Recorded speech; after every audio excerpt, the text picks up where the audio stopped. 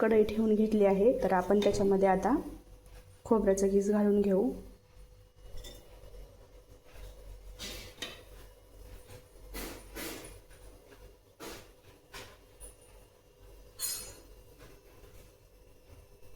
खोबरं आता आपलं अशा प्रकारे लालसर करून घ्यायचं।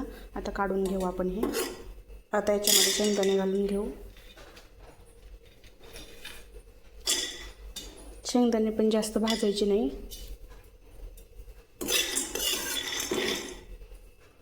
आपले शेंगदाणे आता भाजून झाले, तर आपण काढून घेऊ। आता आपण तीळ भाजून घेऊ।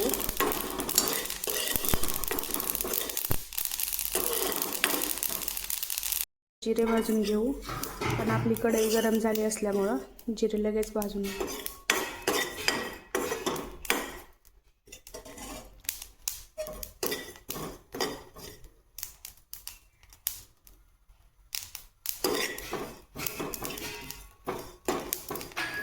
जिरे पण भाजून झाले, आपण त्याच्यामध्ये कांदा भाजून घेऊ आणि आलं लसूण पण त्याच्यामध्येच टाकून घेऊ।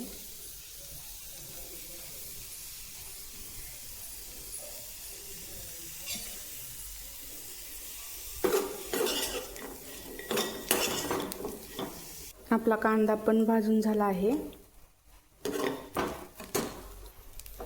आता आपण जे सुके मसाले आहेत ना, ते आपण एक वेळेसच मिक्सरमध्ये बारीक करून घेऊ।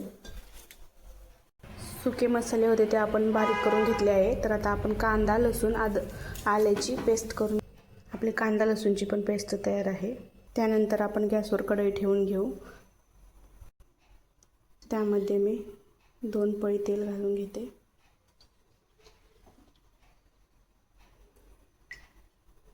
तेल तुम्ही कमी जास्त करू शकता। मी आता अर्धा चमचा जिरे टाकून घेतलेले आहे आणि जे ओलं वाटण आहे ते टाकून घेते अगोदर।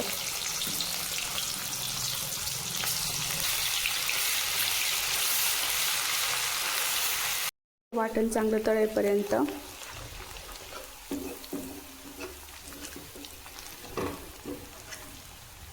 हे तळल्यानंतर आपण त्याच्यामध्ये कोरडं वाटण टाकून घेऊया। हे चांगलं तळलेलं आहे, तर आपण याच्यामध्ये कोरडं वाटण टाकून घेऊ। ते पण चांगलं परतून घेऊ।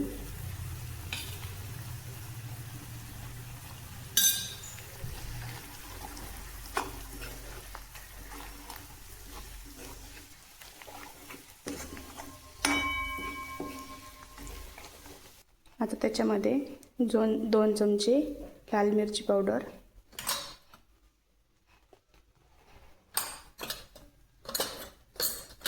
थोडासा गरम मसाला आणि थोडीशी हळद टाकून घेऊ। चांगलं मिक्स करून घेतले।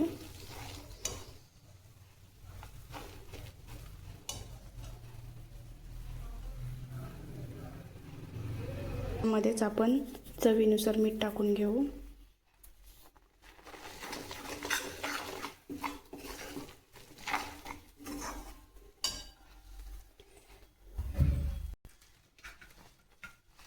याच्यामध्ये भाजी टाकून घेऊ।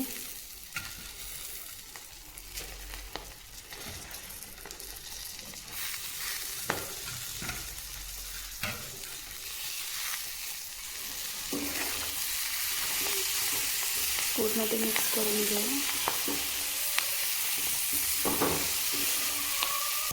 याच्यामध्ये थोडंसं पाणी टाकून घेऊ। आपण भाजी अशी पण ठेवू शकतो किंवा पाणी पण ओतू शकतो। मला थोडीशी पातळ करायची आहे, त्यामुळे मी पाणी ओतते। तर आपला मेथी मसाला रेडी आहे। तुम्हाला कसा वाटला कमेंटमध्ये नक्की सांगा।